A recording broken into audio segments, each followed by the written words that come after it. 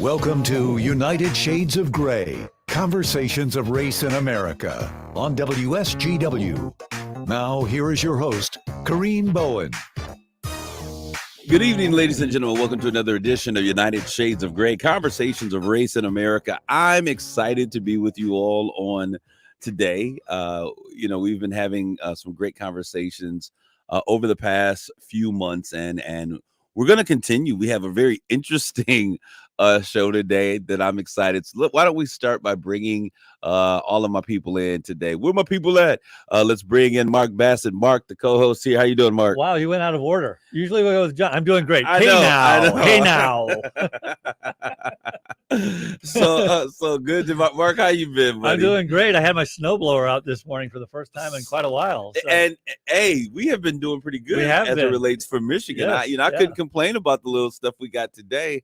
We do live in Michigan, and it's been much worse in times. It is still just the end of January. We still have February and March to get through. Even April and sometimes May. So isn't Groundhog's Day coming up pretty soon? It is. Yeah, here in the next few weeks, I think. All right. Well, we might as well bring this other young guy, the guy who's fresh off the boat, Jonathan, Baby J. Come on in, Jonathan. Hello. Babyface Jonathan. That's going to be your criminal mind name. He is a baby. Yeah, boss. He looks all clean. But so Groundhog's Day. When is Groundhog's Day, John? I have no idea. I'll look it up. It's coming up soon. Coming up. And so the story is that if the groundhog sees the show, that it's 6 more weeks of summer, something like that, or winter. Yeah. It's going to be February 2nd. Okay, so it's next week. Next week, it's coming up. The day after the show. We're gonna know if it's gonna be continued sunshine like we've been. This is the thing that gets me. We're going to know if we're going to have more winter or summer, or summer's coming sooner, or whatever that is, spring. We don't have a spring, so we go from winter to summer here in Michigan. But the thing that gets me about Michigan, and I'm so glad we have a doctor that's going to be in the house. Wait a minute, I'm a doctor. You keep forgetting that. You are a doctor. Oh, my God. I'm like, no, you're not a doctor. I don't get the respect I deserve around here. I was getting ready to say, you're not a doctor. You're Mark. You're not a doctor, you're Mark. But for those of you who are listening, we want to thank you for those who are listening in on WSGW 100.5 FM and 790 AM here in the Michigan Bay region. No, I got that right. I always want to say Saginaw Bay region, the Michigan Bay region. And then also for those who are listening on WJOL in Joliet, Illinois, 1340 AM. We certainly welcome you to the conversation on today. Some of the things that I was going to say, my biggest issue with winter in Michigan, it's not even the cold, it's not even the snow, it's the fact that we never see the sun.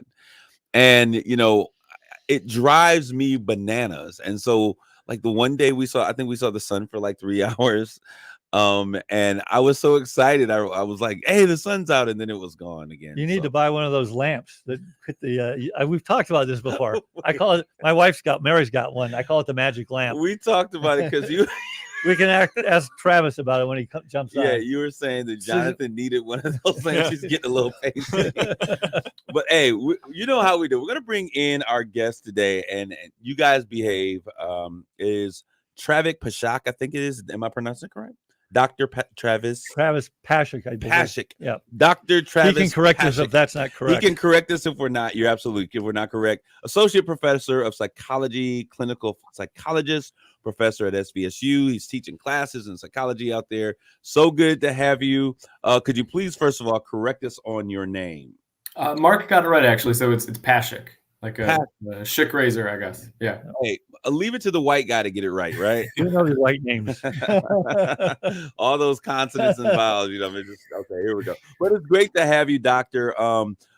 You were given to us. You were actually referred to us. And I'm excited to have you here today. So what are you doing out there in the city or in the, I was going to say city of Saginaw Valley, but it is Saginaw Valley University. He's a professor, and then he has a private practice as well, I believe. Okay. Mark knows what you've been doing, but why don't you share with us, what exactly do you do? Yeah. And thanks for having me. I'm excited about this. Like Mark said, I'm a clinical psychologist. The bulk of what I do on an average week is teaching classes here at SVSU. But I also have a small private practice out in Midland where I see clients for psychotherapy, and I do a little bit of research, publishing, giving talks at conferences, that kind of stuff too. But by and large, I teach college classes. What do you do your research in? Depressing, morbid things. But that's always interesting. There's a lot of shows on TV about that. So yeah, I'm especially interested in what are called existential concerns and how those are related to mental health. So things like how people handle death anxiety, how they handle, the sense of maybe meaninglessness or like a lack of structure in life. I'm fascinated by that sort of stuff. No, like a major life event, like a loss of a spouse or losing, would those be included in that? Any sort of major event in a life that causes something? Yeah, absolutely. I mean, it can be really big things that have a lot of gravity and that really shake up someone's experience. It could also be, the accumulation of small, a growing sense that you're not living authentically or that something isn't lining up. Yeah, both things for sure. I think it's going to be interesting. So I can't wait to really dive into that conversation. Well, those of you who are listening, if you've listened more than one time here, you know that we talk about what's hot off the press, and we got some interesting topics. And doctor, we want you to feel free to be a part of this. Just beware, there may be shenanigans, but we try to keep it. We try to keep it as cerebral as possible. And he's got a professional reputation to maintain. So. Absolutely. So we want you to. We love the bow tie. We love the look, and we're never going to do anything to tarnish your reputation. As a matter of fact, talking to students, it's not that serious. Don't worry.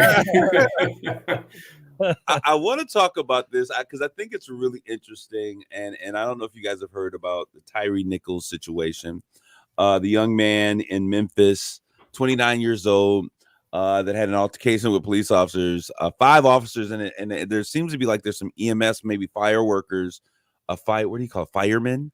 Firefighters. There you go. That's what we call them. Yeah. Firefighters that are part of this whole debacle. But they brutally beat this guy, and in the terms of his mother, they beat him like a piñata. And it was just, it is the most heinous thing that we've ever seen. As a matter of fact, I was listening to the police chief down in Memphis, and she said it was heinous, reckless, and inhumane. And what is interesting and what's different about this particular story than a lot of these other stories that we talk about is the fact that this African-American man was brutally beat by 5 African-American police officers. Now the story that I saw had a little bit different details there. It was that some of these police officers were bystanders and failed to intervene. Yes. There you go. Now let us allegedly, right? Yeah. So let's put those alleged. So yeah, so some of the charges are the fact that some did not intervene. There was a number of I think there were 3 or 4 charges. You have a right to do something, one of those things. But the interesting thing is we have tables turned to some degree, and we have 5 African-American police officers that this is kind of like George Floyd all over again, it seems, that are a part of this scheme. There is no Mark Chauvin. But I do want to name the names of these officers because whenever this happens, I think we should just say their names. Tadarius Bean, Demetrius Haley, Emmett Martin III, Desmond Mills Jr., and Justin Smith were the names of the 5 officers. But what's interesting is that this chief did not play any games. Swiftly, I'm assuming that whatever was on those body cams was so damaging that she's like, there's no way in the world this is going to fly. And she got rid of them right away, which I always think is if you have the evidence, it's the best thing to do, to just make it swift and get it over with. But what do you guys think in terms of must have been on these? First of all, who if you're going to do this in your police officer, what would you do? Wouldn't you? We need to turn off the body cam here. Well, I think that's an issue. I mean, once you start turning off a body cam, I think that's probably we're having malfunctions over here. That's probably a big issue as well. I mean, I think it gets back to, and we've had this discussion before, I think, and this is not, I'm sure, the first or only time something like this has happened. It's, is it a race thing? Is it a cultural thing? Is it some combination of both? I mean, clearly, black on black crime is not a race thing. It's a cultural thing. That is a misnomer, first of all, Mark. Let's get this together. Right. Okay. Black on black crime it's not a real thing. It's you kill who, or you hurt, or you. Sure, but if a white policeman were to do that, we'll call it white on. I'm going to start calling it white on white crime. There's a lot of it. Yeah. It happens all the time. But I think that often gets framed in terms of race. That they must be racist. Absolutely. And clearly, well, not clearly. That's not true. The doctor wants to say something. Okay, Mark. Go ahead. He wants to make a point. Yeah. He's like, you guys are bad. Go ahead. No. So there's a couple of things happening here. One is when something horrible happens and it involves Black folks, there's a knee-jerk reaction to frame it around race. But if something horrible happens around white folks, the majority culture doesn't even see the race of the event, right? So that's why people aren't using this term white on white crime. When the reality, you look at the statistics, most violence occurs within same race relations. Absolutely. So that doesn't actually, the other thing I was going to point out, which is kind of fascinating, is just because the police officers were Black folks, and to be clear, I wasn't actually following this issue, so I don't know exactly what happened. But just because the officers are Black folks doesn't necessarily mean that internalized racism wasn't a part of what motivated them to see this individual in a certain threatening, looming light. Being a person of color doesn't make one immune from having, the society's racist intentions. I forget the article. Yeah, you've been all my life. I read an article, and it was a very famous, well-to-do Black woman, and she was traveling with her son, and her son was obviously very young, and I think they were sitting in first class in a plane, and a Black man walked on, and her son was actually afraid, like, is something going to happen because this is a Black man.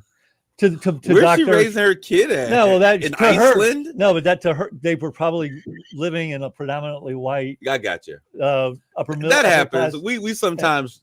And so, and his track. experience of like most Black America was probably, poor neighborhoods, etc. It's kind of just to reinforce Dr. Patrick's point of like, no race is immune to preconceived notions, even of their own race. No, I think if you've ever seen, and this is really going way back, and I'm sure that you guys have never seen this for sure. But if there is perhaps someone that's listening, you've ever seen the movie Boys in the Hood. I've seen it. You've seen? I have. Mark, you my dude, man. But in Boys in the Hood, there's a scene where Trey, who is one of the leads, played by Cuba Gooding, is pulled over and harassed by a Black and I think a white officer, but it was really the Black officer that was, and it's some examples of training day, that internalization. I call it self-hate, but I mean, we become products of the environments that we're in. So I think that's a huge. The point where I was trying to go is ultimately, I think one of the bigger issues is the culture within certain portions of the police population of abuse of power, abuse of authority. Well, that's what I'm talking about, because my issue, it was not about race. Yeah. My issue was really about our policing culture and the fact that, we always say there's one or two bad apples. And I think for the most part, I think our men in the blue, I'm not a defund the police person at all. But I think that there is definitely a need for us to do some training and some rehabilitation and some really investigating on why do we, and I think it's really just the humans element. I don't know, Doc, you let me know that when we're given power and authority over or in particular situations, we sometimes kind of lose ourselves in the process. What are your thoughts? Too many to spit out cleanly. I mean, the way you just framed that, it's like it has echoes of Zimbardo's prison study, where they had the folks anonymized into either the guard role or the prisoner role, and they were treated horrifically. That whole thing kind of fell apart because it came out later that he falsified some of the results and he coached people to act in certain ways. But the core message, I think, is still true, that when you become not your individual self, but rather just a representative of the badge or just a representative of something else, it kind of gives people a license to act more harshly, with more callous and less connection to the other humans. And I thought Mark was making a great point about the intersectional nature of these things. It's not just race, it's also social class. So the guy getting on the plane, if he was in a suit, what would that teen have thought of him versus if he's walking in a hoodie? And how does that intersect with your racial identity? Like, all that stuff is important. I think Kobe Bryant, before he passed away, he made a point of the fact that he's treated a lot different when he's on the court and he's making shots and he's crazy. He's the greatest person, everyone's icon, but yet he leaves the court and he's at home or chilling in the community. He puts on a pair of sweats and a hoodie. All of a sudden he's treated or instigated or engaged as a thug until they find out who he is. Yep. So it's an interesting thing. But anyways, these officers, this is going on right now. These officers have been fired. Now, what is interesting, and this is why I always tell people that when you have interactions with police officers, and this happened to me, guys, I had an interaction with a police officer, and I remember what my attorney friend was telling me. He was like, listen, when you're on the street, the time to to fight back with your words or to say what you feel, that is not the time. Police officers are in control on the street. So, live another day, but make sure that you file a report. And so I did this. I filed a report, and I was like, this guy was a little bit, out of control. His language, his tone. And you know me, I'm not one who's lets anybody talk to me any kind of crazy, but I was like, you know what? I'm going to follow the rules. But the Saginaw Township Police, and I said, this is the new guy. I can't remember what his name is, the new guy. Have you met him yet, John? But anyways, he called me back the next day, and he was like, listen, Kareem, we watched the body cam and the video of your stop from both vehicle and the body cam. And, there were some things that were not consistent with how we would like to train his community service, or his, not community service, what do you call it? His public service and his customer service. That's what it was. We're really off. And so we're going to really sit down with him, review this. And they took this seriously. And I thought it was important. And now do you think you got that kind of service because of who you are? No, I think I believe that to be the case. So now I don't have my hood card. They took my black card. Come on, Mark. Come on. It was because, I keep it gully, Mark. You know how I do it. No, but right. I think it was just because, honestly, I was super polite. I tried it. And I don't know if he was having a bad day, but I appreciated the fact that I was heard. And the situation was taken care of. So when I look at this and I see that there was a previous charge filed against this guy in 2016, inmate at a penal farm said that he was abused and blacked out, until he blacked out by this guy. I thought it was quite interesting. But I want to turn the corner. We're going to go to this next story. We talked about that forever. Yeah. But this next one, Mark, I'm going to let you lead this one in because I think this is super interesting. Well, yeah, my wife's really into this. I'm not, and that's kind of Joe Mangan. I can never get his name right. The one married to Sofia Varga, Joe Manganiello. I think Manganiello, something like that. Yeah, he did one of these. They have that TV show where they Finding Our Roots, where they go back and he found out. He thought he was, I think pure blood Italian from the New York area. Turns out he's anything but. He's a family of. He's slaves. A brother. Yeah, he's 7% came of his body or of his DNA came from slaves. And it's a totally different kind of historic background of heritage than he thought he was. And that one of his great grandfathers was a black man who married a white woman in the late 1800s when it was illegal. And so it gave him a whole new appreciation of who he was as a person. But you know what? I watched this guy as far as back. He was in a show called True Blood. And when he came in, he had swagger. I said, there's something about Big this guy. dude. I just knew it. So he's got swagger. But it was interesting. And it brings to me, if you find out these things, there is no pure race, that exists here on the planet. But when you find out these things, this is a huge find for him. Does this have... does this change how you view things in yourself and the world around? Yeah, for him, he clearly, at least that's what he articulated, that it really fundamentally changed who he thought he was as a person. I think he took pride in the family that he came from, like real survivors. He thought he was Armenian, right? Yeah, I can't remember. Yeah, Armenian. Yeah.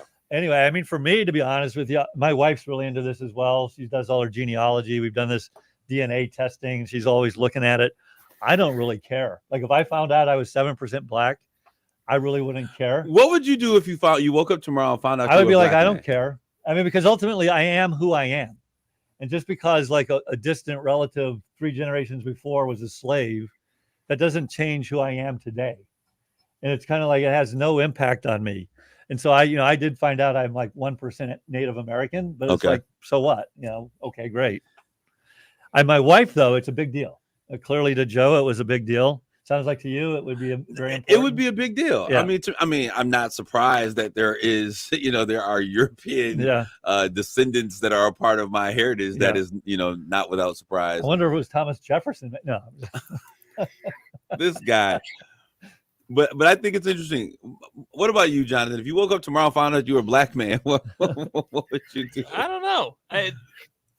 We had prefaced this and I was kind of thinking about it before the show. And at first I took up like, no, I'm who I am. Right. Same thing as Mark. But then I'm like, I can't really say how I would think, because I don't identify very much with the past. I don't think like, oh, 6 generations ago, Right. this or that or that or this. I think that it's fun to kind of delve in, and part of my family's mythos, I'll say, I haven't found proof to it, but part of it is we supposedly had an ancestor on the Mayflower, and that's just kind of a cool little thing to throw around sometimes, but it's not a core part of who I am. You know what else on the Mayflower, don't you, Jonathan? What? If your ancestors were on the Mayflower, you know what else was on the Mayflower, right? Yeah. Okay, just to put it in context. But this is interesting. To me, this is interesting. I love this show, Finding Your Roots with was it Lewis Gates Jr., William Henry Gates. Is that what his name is? What's his name? That was, I don't know. Lewis I don't watch Henry the show. Gates. That's his Okay. name, Lewis Henry Gates. But no, I didn't watch the show either. But I told you, remember I told you guys the story about how I found out that my forefather, my 5th great-grandfather, as his 5th great-grandfather, was sold into slavery from Maryland to Maringouin, which is where I consider, our family coming from, Maringouin, Louisiana, by Jesuit priests to keep Georgetown open. And it was on this show that my cousin Ipetha was on here, and this is how we found out that story. And the work that they do is absolutely amazing. But I got to, I did an interview with someone named Joe Madison, who's a big urban radio, urban community, Sirius satellite guy. And he actually is good friends with Lewis Henry Gates. We should get him on and talk about DNA and genealogy. I think would be very interesting. Doctor, what would happen tomorrow? You find out, hey, I'm 25% Congo. How does it change your life? And should we factor these things in as we can, make this formulation of who we are as people? Yeah, it's a fascinating question. First, I guess I just want to say race is a social construct, and just kind of make sure that we're emphasizing that. If you go back far enough, we all have the same roots.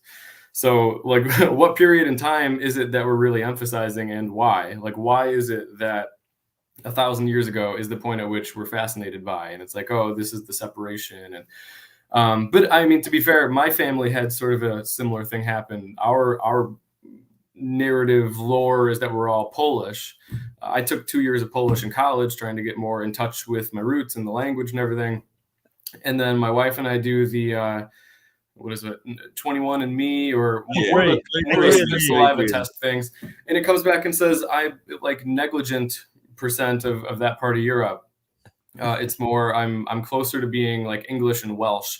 And so we're scratching our heads, and it's like I'm thinking about my grandma's story about her father immigrating to Bay City and standing on a street corner learning English, just listening to the passersby. And it's like that story's probably true, but it doesn't hold up in the genetics in the way that we expected. I don't know what we're supposed to make of that. Is it a privilege that I just don't feel extremely strongly tied to all that because I just get to be me? I don't know. I think it's interesting. I think it's interesting. I have friends who are Czechoslovakian, and it is so important to them. Yeah. And I also think that I want to come back and I want to cover this really quick because there's an interesting piece of the story, because the reason that he thought that he was Armenian and German was because of stories like you just shared with us, only to find that not only was he not, Armenian and German, but there is a whole nother story of really dishonesty that we find lurking beneath the system. So I salute him for sharing, him and his family for sharing this. It happens all the time. Y'all have seen more. They gave him the option not to do the story anymore because it was so much different than he thought. But you've seen Murray. You're not the baby father. We'll be back. I love that show. After this break, Sticks Day, don't go away. We'll be back with more United Shades of Gray.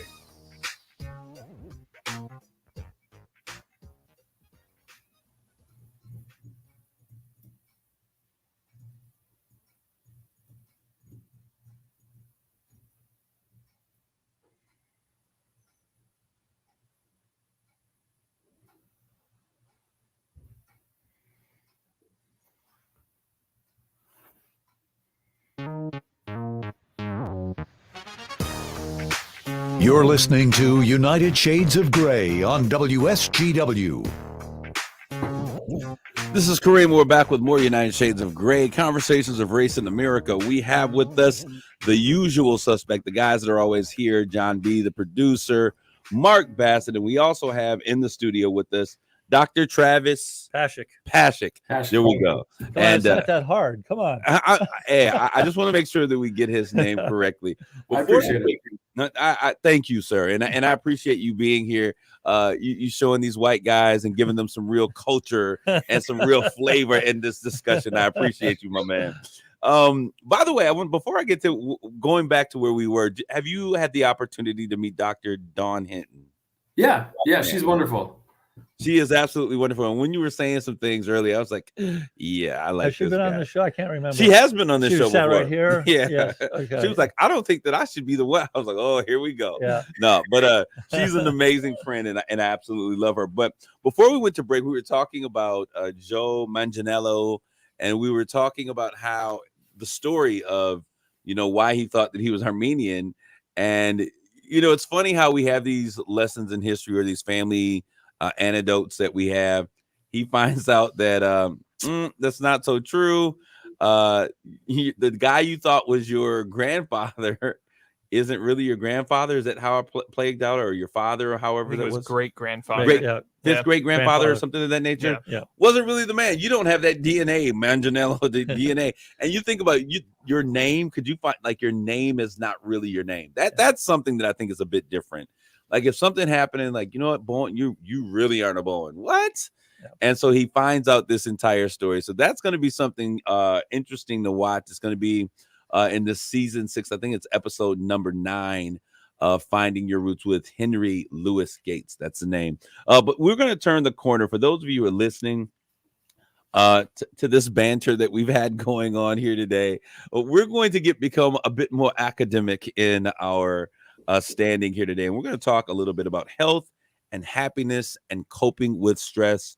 Since the doctor is in the other doctor is in the house. The real doctor is in the house. I'm not a medical doctor. No, but we neither am I. Pashik. I want to thank Dr. Pashik. Just say Dr. Travis. And in my head, I was going through this, and I'm Googling. Travis is fine, yeah. All right, Dr. Travis. Thank you, Doctor. In the house with us. And Doc, I want to reference a video that you did because I thought it was really interesting, and I found myself listening to that video and just kind of trolling you online. You can find his information on his YouTube, Prof Pash, right? PROFPASH is his YouTube channel, and there is a plethora of great material out there. I'm like, he's not just a doctor, but he is really becoming quite a celebrity. You got a nice little followership you're building. It's growing. I'm looking at it. There's commercials on your content. Wow, that's a good thing. That, man. When you get commercials on your content, that's something good. But I didn't know that actually. So yeah, there is. Money, it's not me. You need a revenue stream, doctor. Come on now. I'm an official YouTube creator, content creator. How I became that, I think I just have a whole bunch of videos, but you're on there and you're giving some good content. But one of those that really stuck me, and I said, this is what we want to talk with him about, because I think this is where many of our listeners are. You were talking about health and happiness and coping with stress. I want to first say, what led you, first of all, to go that direction and to share that information with your listeners? Yeah, it's actually just a really practical thing. So most of the videos that I've created are supplements for the courses I'm teaching. And it's either because, well, during COVID, some of the stuff I was teaching had to be online. Other pieces and parts just, if based on the calendar of the semester, if I know that there's a day where I'm going to be away or something, I'll just create some content and put it there. And then that replaces the in-class lecture. There's a couple other little videos that I've done where it's just for the sake of talking about my research, but the vast majority of it is strictly for class, which makes it hilarious that I actually have so many people following me, because I'm thinking, I don't know why you're here. You're not taking the courses, but there's one particular video on psychological assessment. So, everything from IQ tests to the Rorschach and all that sort of stuff. It's got 24,000 views, something like that. I told you. Yeah. I don't know where you people are coming from that you're so fascinated by this, but hey, cool, welcome. But anyways, that's what most of the videos are for. You got to make sure that you're paying attention to that, because there may be an opportunity for monetization off the content that you create. And I know that you're not in that space for profit, but if people are going to be coming there to consume what you put out there, I think, hey, it's yours, buddy. But I do want in your video, you began to give some very important clues or cues on how to determine if you're happy, how to search out happiness, how do you find happy, where do we get to happy street? Oh, that's a big question. So, I mean, I think if you're referencing that particular video, I kind of started with just talking about what exactly happiness is, right? So, on the one hand, you could think about the short-term bursts of joy, excitement, pleasure, and those are nice and everything. But I think for most people, what you're actually searching for is something more along the lines of life satisfaction or some other construct like that, Would where fulfillment be a word to use? Fulfillment or fulfillment? yeah, fulfillment, meaning. The people are, you're trying to get something where even if you're in a bad mood for a day or two, even if you have a really rough week, that the big picture of your life, the narrative is something you're content with. So in terms of pursuing that, I think for a lot of people, it comes down to reflecting on your core values and trying to ask yourself, am I doing things with my life that actually add up to those things I care about? It's interesting. Because I was thinking about the question as well. And as a parent, I'm a parent of 7. Sounds like Dr. Paschik's got 3 kids, and always the kind of the off the cuff answer of what you want for your kids. You want them to have happiness. But the more I've thought about it, and I saw this thing last week where it's really purpose, because I think if you have a purpose and you find your purpose, if you're pursuing that purpose, that provides a level of kind of fulfillment or satisfaction that, and I think that's what most people are actually looking for is, what's my purpose? How do I follow that?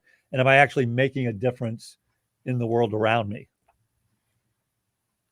Yeah, I agree. I mean, I think that's one of the harder parts of parenting, right? I mean, our gut response to a lot of things is I want to prevent pain for this person. I want to prevent boredom. I want to prevent any, short-term problems. I want them to experience short-term happiness, but in many ways that comes into conflict with helping them to seek longer-term contentment. Let them be bored, let them think about stuff, let them be aimless for short periods. And mine are younger, so their problems aren't so big yet. But I mean, yeah, when it comes to teens and college students, when you're parenting young adults, they have to flounder, they have to explore, they got to figure out, what the heck am I doing with this life? It's interesting because you gave when in your defining happiness that you're there, the core of who you are returns to a good place even when they're down moments. And John, I think that you'll be able to appreciate this being a PK. I was always taught as a kid growing up, my grandfather being a pastor as well, that there is a difference between joy and happiness. And many people seek happiness, which, as you were saying, is temporal. It's short-lived. But joy is really the place where, regardless of the circumstances around you, there is an inner sense of being that is fulfilling, that allows you to overcome the momentary sadness in your life. And so that's kind of in essence what you're saying. As we look at are you happy? Are you having more positive days than you are these negative days? What should we do when we begin to feel as though we're having maybe a few more negative days than we're having positive days? Yeah, that's a great question. I'm biased, of course, because I do psychotherapy, but I think that's, for many people, part of a good answer. If you're having too many of these days where the mood feels off, you're anxious, you're angry, you're distressed, you're kind of procrastinating, or you're avoiding what you need to do, therapy or counseling, there's many different professional titles for people that would provide this service. Going in and talking to someone you trust, having them ask questions that get you to open up, to build a relationship with them, and to explore, what's missing in life, or why aren't these gears turning smoothly. I think that can be good for a lot of people.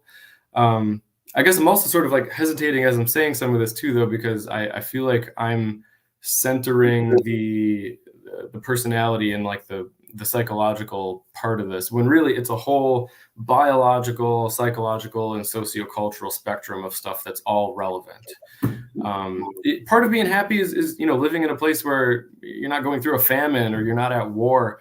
Part of being happy is you're just lucky enough to inherit the genetics of people that are relatively even keel most of the time. So I think I would be shortchanging the truth if I just said, if you're not happy, go to therapy, which benefits my field and my career. But there's lots of ways to answer that for people. I mean, are you guys happy? Are you happy, Mark? What I would say is to the doctor's point, happiness is fleeting, to your point as well. Do I feel like I am fulfilled? I'm in a major life transition, as you know, is from retirement.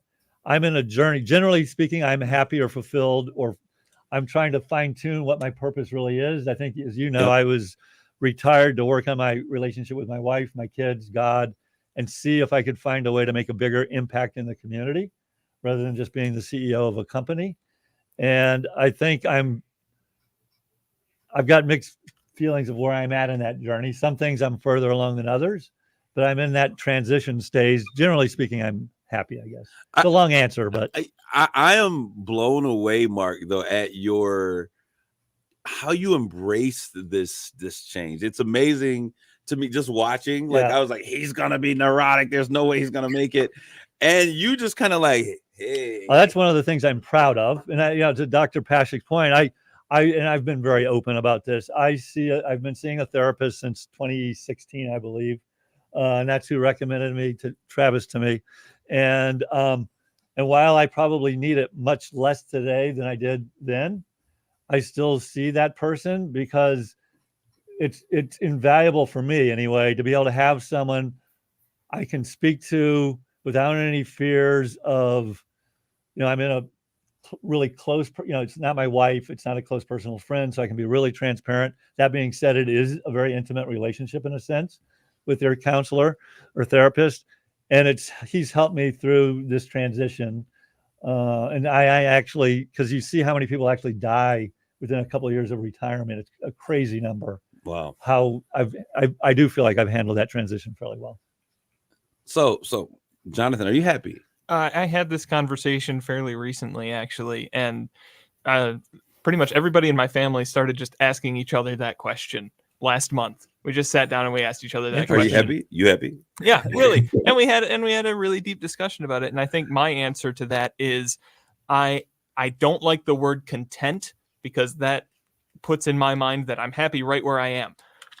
I'm content with my life. I feel fulfilled. You have bigger aspirations. Exactly. But I still have those aspirations. I feel that I am my most happy when I am barely treading water and I'm learning something new and I can just barely keep up.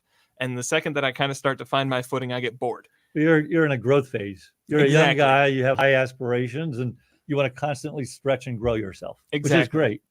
I don't understand. Honestly, I don't understand. And it may sound crazy. I don't really understand. Am I happy? I'm not sad, but am I happy? I mean, I feel like life is good. I feel like I'm happy. I don't, and I use that term, I use that term not really understanding what it means to me. Like, I don't have like, I guess there are some peaks that I have in life, but I think that I'm kind of always right here. You're a much more of a stable person. What would you say what kind of questions would you ask someone like Kareem? Yeah, Doctor, go ahead. Fire away, Doc. If you were you're having this discussion, because Black people don't go to therapy. I mean, we're just breaking the ice on doing this therapy thing. We're no longer crazy if we go talk to somebody. So if you were having a session with Kareem, what would you ask? What would you ask me? Oh man, honestly, I was going to say I'm actually really impressed with all three of you with the sort of generous honesty that you've given in your answers just now. I mean, being clear about, I have mixed feelings, and retirement makes me think like, gosh, everybody who retires dies in like 9 months. What the heck is happening to me? Is this really where I am in life? And Kareem, you're kind of saying like happiness isn't this really obvious burstful thing that happens to me all the time. It's more just that like I'm doing my thing and I'm mostly like pretty satisfied. Happiness to you is the absence of really evident problems. I think that's fine. Ooh, that was deep. Can I write that down and use it sometime? Hey, I'm also he is a Michigan man, by the way. I'm a He didn't Michigan. go to state. He went to Michigan. I know. Can any good thing come out of Michigan? But I'm also a pastor. So what you just said, I think that'll sound good really in a sermon. So I'm gonna have to use that sometime.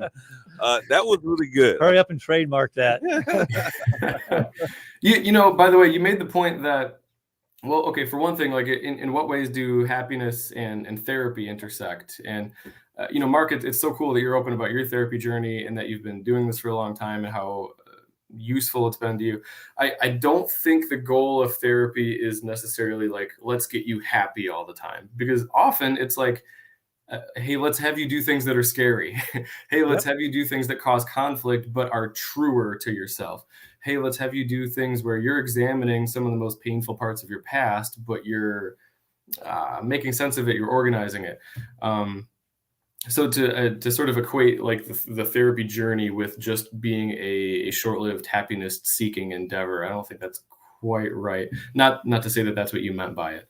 No. And then there's also, I mean, the whole show is about race relations, right? So I was kind of thinking about that coming into this episode, and you just pointed out, there is this discrepancy in terms of who goes and seeks therapy, and in particular, Black men often don't feel comfortable doing it.